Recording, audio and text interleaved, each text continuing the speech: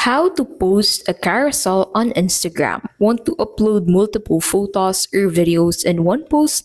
Let's create a carousel on Instagram. So, step one, go ahead and open up the Instagram app on your device. And then at the top left of your screen, you should find this plus icon.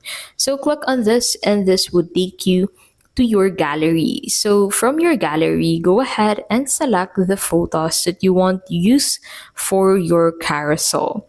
So once you have selected the photos, go ahead and click on the next button. So from here, click on this next button at the top right, and that would take you into the section where you can edit the images.